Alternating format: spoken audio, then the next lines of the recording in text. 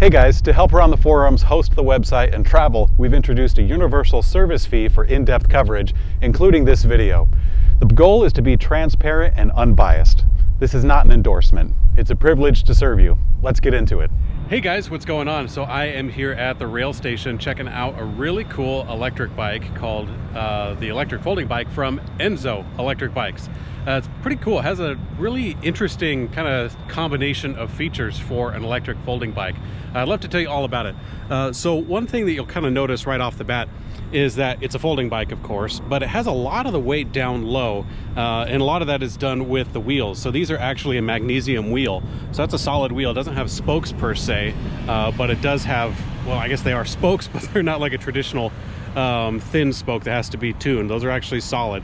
They don't need to be adjusted at any time. They're nice and set, but they are a little heavier, and that keeps the weight low. You can tell the motor is in the back wheel right here, so that keeps the weight kind of low for it. So because of that, the bike actually rides really stable for a folding bike. Now, folding bikes kind of look rather peculiar to some folks, and after you get the hang of them, they're kind of nice. But this one actually feels more like an upright kind of taller bicycle, for lack of a better word. And a lot of that has to do with that lower weight. Of course, the battery is also in this spot right in here, so that kind of gives it some pretty good stability overall. It's still a folding bike, of course. It still folds up. It goes on that main hinge there, so you can get it inside of a trunk or a closet or under a desk if you really had to. Also for travel, it's kind of why I came here to the bus station to kind of show that it's definitely a bike that's fit for travel. But let's go ahead and jump into the mechanical specifications. So the total weight of this bike, I was kind of talking about the weight balance on it. The total weight of this bike is 52.5 pounds, and that does include the battery inside and the motor. And as you see it the way it is right now, albeit with one tiny exception, and I'll get to that. It's an aluminum frame, both for the frame of the bicycle itself, the front and the back, and also for the fork. So you do kind of save a little bit of weight there. It has a pretty low standover height. The standover height right here is about 2 feet, about 22 inches or so. So it's pretty approachable for anybody to get in and get out. I mean, a lot of folks wouldn't really call it a woman's frame or a step-through frame because of the folding aspect kind of takes precedent over that. But it is pretty easy to get in and out of. You don't have to get your foot too terribly high in order to eclipse that frame to get inside of it. Now the reach is actually fairly long. So the reach on this is, again, about 22 inches. And that's kind of an aspect of a folding bike in which the handlebars are pretty darn straight. They come up straight and they come out straight with a little tiny bit of a rise, but that's about the only aspect as far as the curvature of the handlebars.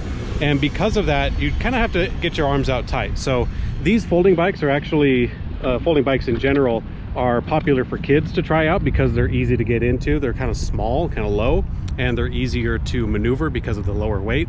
However, let's hope the kid has some, nice long arms to get a hold of that so they can still get their hands on the controls. But I'm kind of getting into a few of the nuts and bolts of it, rather. So the wheels, I kind of started out there. The wheels are a magnesium wheel, so this is solid metal, and not a whole lot is going to be messing this up. It doesn't need to be tuned a whole lot. Well, it doesn't need to be tuned at all. No adjustments needed on these 6 spokes here, which is really kind of nice. I actually like that feature a lot. I would love to have an electric bike that I never had to upkeep at all. Just a nice tool like a hammer or something. But of course, they're much more complex. It does have a pretty wide tire, and I like this a lot. So one thing I was actually doing on the ride here was the width of this tire is nice and wide, and again, the weight is really low, so I was able to balance on the bike pretty well without using my hands, which is something I can't say for a lot of bikes that have a thinner tire, and especially folding bikes, because of the general geometry of it. It's a little bit of a challenge, but I felt much more comfortable riding with no hands on this bike. It's not something I do all the time. I'm definitely not a stunt rider, but I do have a couple of skills. So it does have a reflective sidewall on it, which is a really nice commuter feature. So when a car shines its lights on the bike, these actually light up the strip right here, and that's kind of a passive feature that you don't really have to do anything for. Now the wheels and the frame itself have like a glow-in-the-dark paint to them, and that's a feature I've never seen before. The wheels actually light up pretty bright. I was testing this with a flashlight overnight, and the wheels shine up pretty bright. The paint on the frame is not quite as bright, probably because it's coming off of a base of blue. I'm not too familiar with paint and how it operates. So again, coming up to the front of the bike, you do have a straight axle in here, so you don't have a quick release there, but I think that's probably necessary for the magnesium wheel because it's a little bit heavier. You do have a 160 millimeter Tektro hydraulic disc brake. Well, the disc itself is 160 millimeters, and this is a dual piston hydraulic disc brake, which is really nice. Also, you have plastic fenders both on the front and on the back. These are pretty solid. You know, I've seen some fairly thin fenders, but these ones are pretty solid for being plastic. I think it has to do with like the metal rail and also the mounting points. You also have a mud flap on the front and on the back. The front one's pretty thin.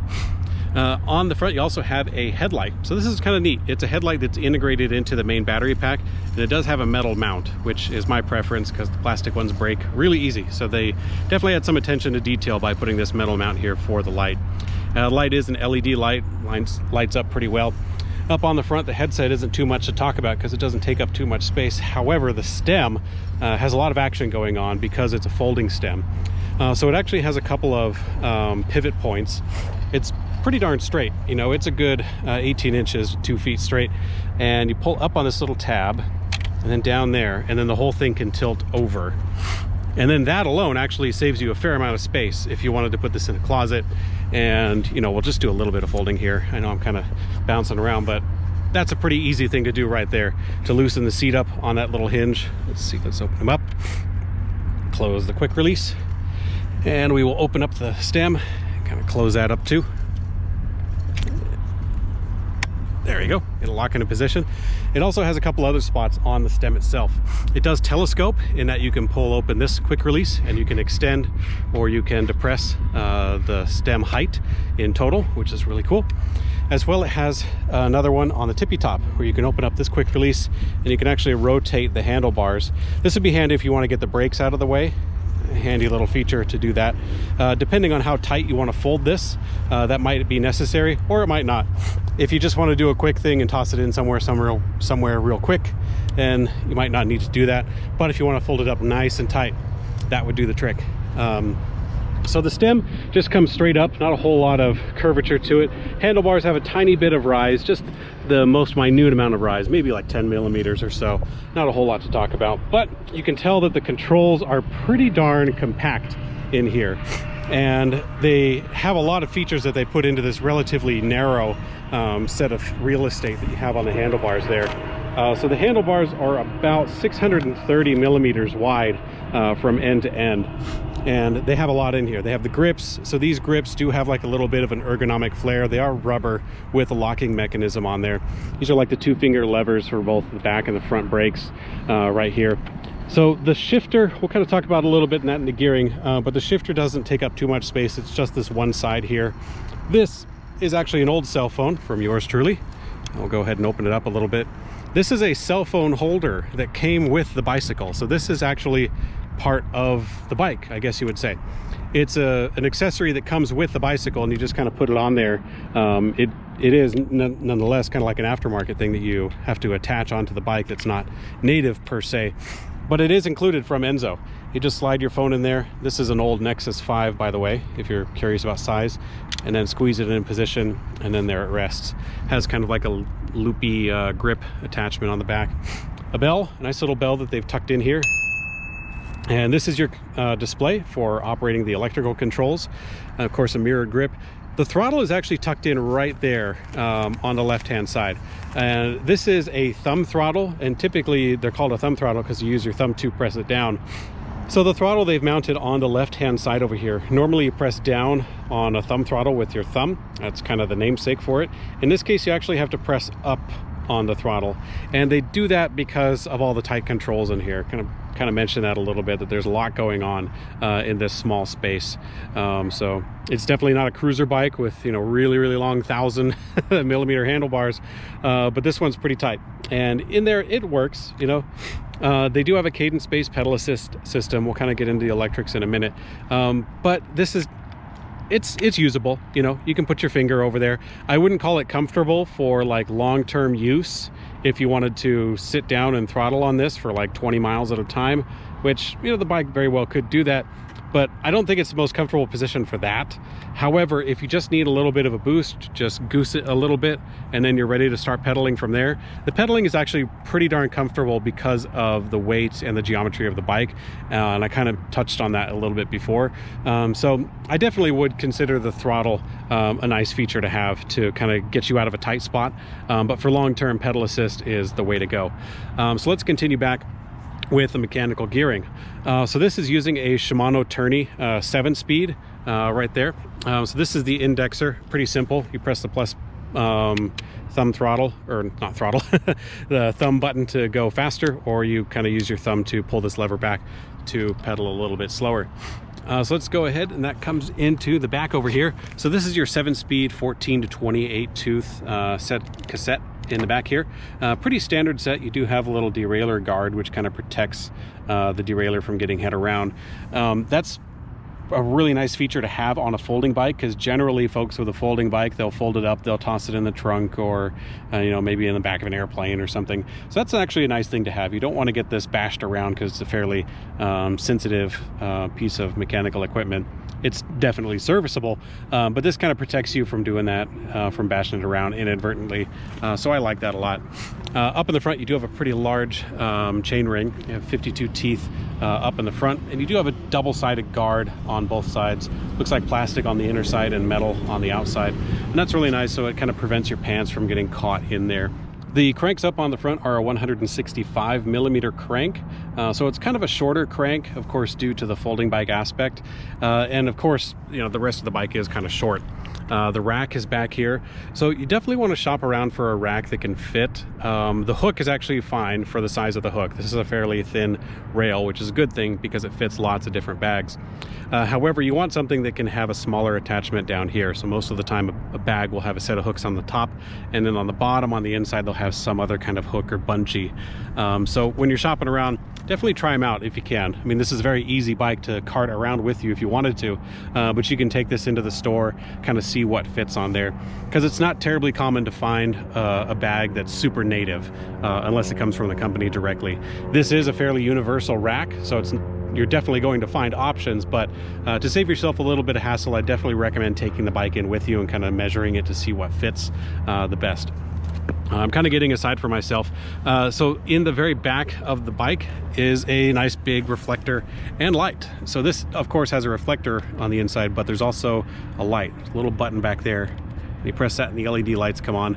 This is actually an independent light. There's batteries inside of the unit, and the bicycle comes with the little AAA batteries that go inside of there, and then you got to press that. So you do need to remember to turn this on and off if you're going to be cycling at night, but it's nice that they actually have this provision, and it is, you know, I wouldn't say like integrated, but it's certainly purpose built. You know, this light fits on the back there just the way it is. It's not going to get in the way of the panniers or anything else going on. Sometimes you'll see a bike company that has a light that's aftermarket with batteries, and they put it back here. And of course, you know, it works. It's definitely legal to ride that way, but it might get gunked up with bags or some kind of accessories. In this case, I like it because it's nice and tucked away. So anything else to talk about on the back of the bike is the mirrored set of brakes in the back, the 160 millimeter rotors and the hydraulic disc brake. Let's go ahead and jump into the seat. So this is about an 8-inch wide footprint for a seat. It's pretty comfy. It has a nice blend between athletic and kind of comfort. Also has a handle on the back for grabbing the bike and maneuvering it around. And an interesting thing about the seat post, which by the way is a 27.2-inch diameter, it doesn't have a suspension on it, and that's a nice feature to add a little bit of comfort if you have a suspension seat post. This one in particular that comes with the bike is rigid. However, it actually has a really cool feature. Let's go ahead and open it up and pull it out. So this bike has a pump in in the seat post tube, or sorry, in the seat post that fits inside the seat post tube. I've actually never seen something quite like this before, and it actually does work. It has a Schrader valve up on the top of it, and you attach that Schrader valve to, of course, the valve of the tube right in here. In this case, I'll kind of illustrate, and you can open it up. Let's see if I can do that with one hand. So I'll kind of rotate it a little bit. Has this little latch on it. Open that up, and then so you can use the use the seat as a method to pump up the bike. Let's see if I can collapse it a little bit here. yeah, you can use the seat as a mechanism to pump air into the bike. So that's a pretty cool feature for, I guess, like the it'd be a really good term for, or good for a long-term use. You know, if you put this bike in the back of an RV or something like that, you can actually leave it in there, and of course the air will naturally kind of deflate from the tire over the course of some weeks or months or so. But you can use this and just pump it right back up, so you're not, you know, stuck having to find an air compressor or another pump or something like that if you're out camping or traveling or something along those lines. So really interesting, really cool. Let's go ahead and talk about the folding aspect real quick. I'll show you a picture of what it looks like folded up, and it compacts pretty darn small. It's not too untypical from a lot of electric folding bikes. This one does have the pedals that fold. It actually cuts off quite a lot of space. I mean, that's a good, I don't know, like 2 inches or so, which really matters, especially because the pedals wind up kicking you in the shins. Let's go ahead and collapse that one too. So yeah, the pedals collapse pretty well. Let's go ahead and move the handlebars. So we'll turn those down and kind of close that. And then we will kind of collapse the telescope. Not too much. Looks like it didn't need very much at all. Pull up on this pin, out on the lever. We'll swing those down. Let's go ahead and lower the seat post. It's about as far down as it'll go, and then it's coming into contact with the end of that valve inside. Let's go ahead and latch that. Bams. And now for the main latch is actually right here. We'll open this up. Well, let's go ahead and pull the key out. Let's see. And then we will open the main latch right here. I'm kind of standing beside it so I can brace it. And all right, and now it's opened up. So the battery, actually, I was pulling out the battery a little bit earlier, so the battery is not locked into position. So let's go ahead and lock the battery into position. So the battery has a key. The key is required for ignition, for like starting the bike in this section here, because that's where the controller is located. But there's also a physical spot underneath the bike itself down here. So let's go ahead and put the key, same key by the way, put that in here. Kind of get around the brake lines a little bit, rotate it, and pull it out. So now the battery is locked into position physically inside of the bike. There's also a little charge port down here. That looks like an RCA charge port for the charger. I think there's another one right there. So 2 charge ports on that. So now that the battery is locked into position inside the frame, we can kind of open it up and show you what it looks like. So the battery's in there. And let's go ahead and fold up the bike and kind of descend it just a little bit. Ooh, I forgot the kickstand.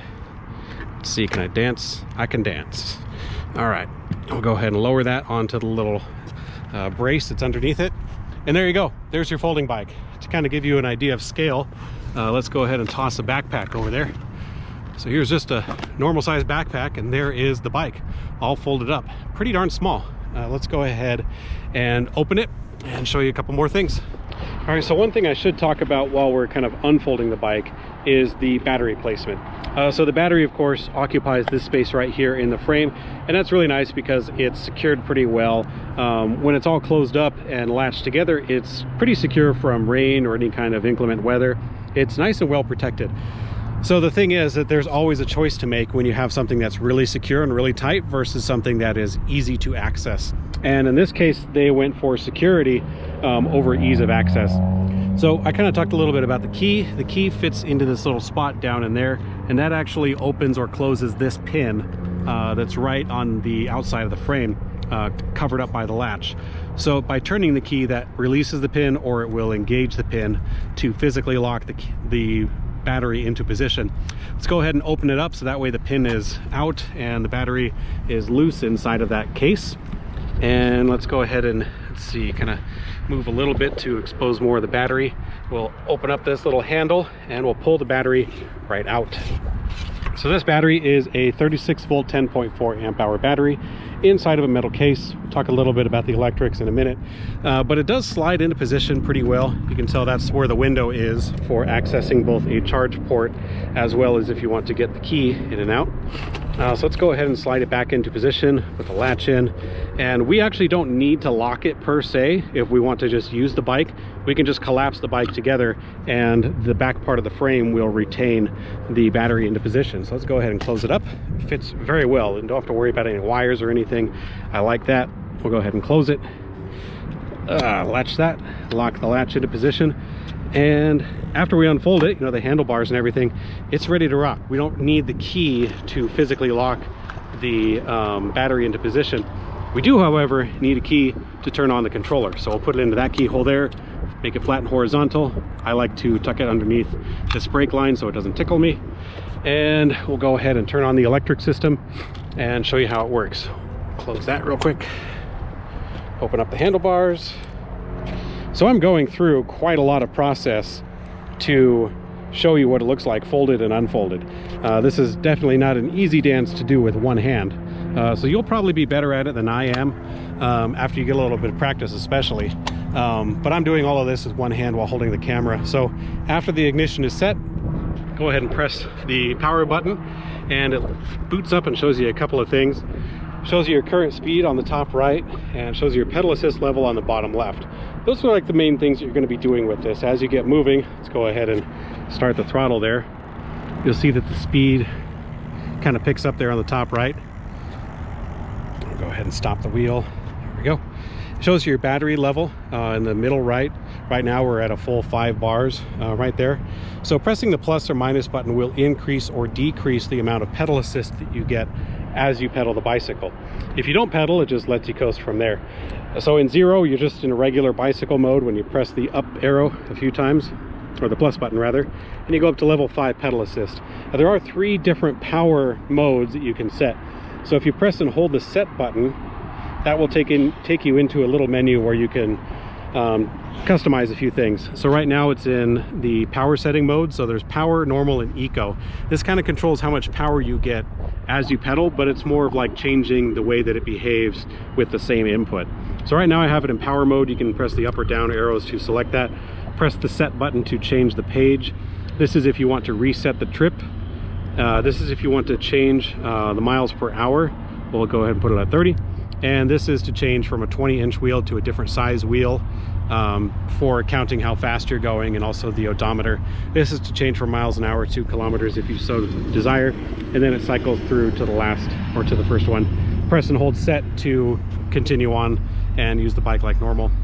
When you press the power button after it's already turned on, that will start up the light. So the light is actually turned on right now. We'll go ahead and press the power button again to turn it off. Again, that doesn't really do anything for the backlight. The backlight, you have to use your own hand to turn that on or off with the switch. Press and hold the power button, and then that will turn the bike off, and it's ready for storage or for you to go inside to do your do. So yeah, that's the electric system. I should mention a little bit about the cadence-based pedal assist, in which there is an external disc right in here. It has 12 magnets on it. That's what's counting your pedal assist. So as you pedal and as it passes by this little counter, that's how it knows how much assistance to give you. And when you press the plus or the minus button, what you're affecting is how much power it gives for each duration as you pass the magnet. So anyways, that is the mechanical, the electrical, and we also got to do some of the folding. But let's go ahead and ride the bike, because that's what it's for. Oh, okay, so here we are on the ENZO eBikes folding electric bike. I guess I kind of mentioned this prior, because of course I rode here. I have been on the bike before. But I did kind of mention it prior that I really like the lowered weight of this electric bike, because of the lowered weight of the small magnesium wheels, and of course the motor in there and the battery and everything. It's pretty maneuverable. Let me just go ahead and get into a little bit higher of a gear. So yeah, it's not that hard, for me at least. It's not terribly hard to pedal with no hands on the bike, and that's pretty rare for a folding bike.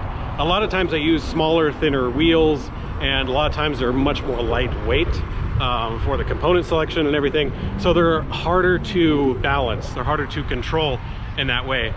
I mean, if you keep your hands on, keep your hands on the wheel, then you'll be fine. There's no big deal, and that's what you should do on a bike for safety anyway. But nonetheless, the stability is actually pretty good for this electric bike. Some of the features on here are, it's an interesting choice, where they have the Shimano tourney derailleur and the indexer for shifting, and they work, they're fine, but they're at a very very stark contrast with the brakes.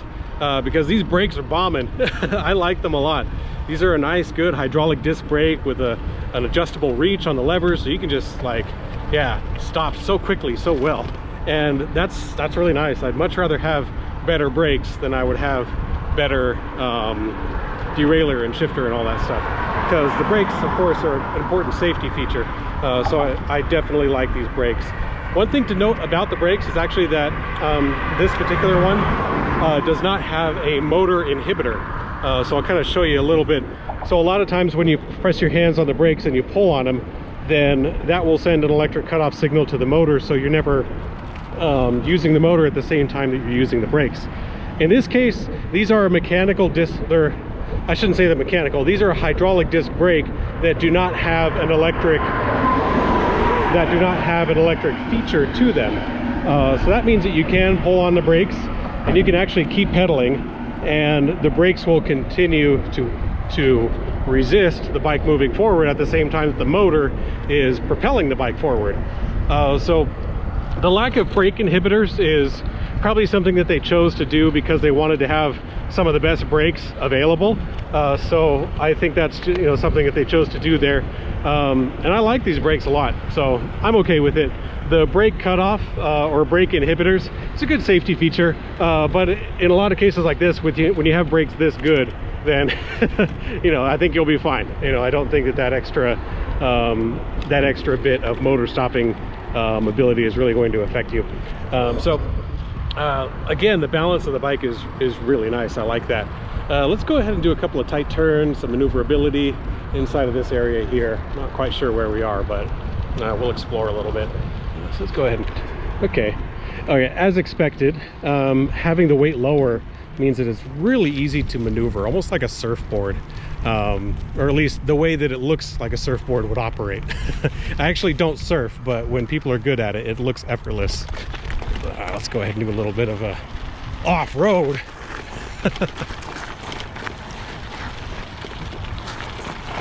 Okay, there we go. I got the motor right now set to level 3, and that cadence-based system kind of gives you a little bit of a jolt when it kicks in. So that's kind of fun. Yeah, it turns really tight, and I think a lot of that has to do with the you know, the combination of the stem and the small wheels. So that tight turning is definitely a city aspect. If you wanted to get this bike for city use, then that tight turning is definitely a good feature to have. If you wanted something that's more comfy, like a cruiser, you know, something that steers more like a boat, then this would definitely not be it, because this is tight, you know, kind of like a almost sports car-esque. Top speed on this bike is 20 miles an hour. I guess I should mention that. It certainly steers pretty tight, but the high speed isn't really a thing on this bike. And that's fine. You know, the 28 mile an hour bikes are definitely a lot of fun, but I think the way that this setup is really purposeful, and I don't think I would change much about it. It's fun. All right, let's go ahead and show you the position of riding from the perspective of the seat post, so you can see the motor and the pedals. We'll crank it up all the way to level 5 and show you what that looks like too. Okay guys, so here we are on the ENZO ElectricBikes folding electric bike. I got it cranked up all the way to pedal assist level 5. Looks like I'm in a kind of a mid-range gear, so let's go ahead and show you what it does.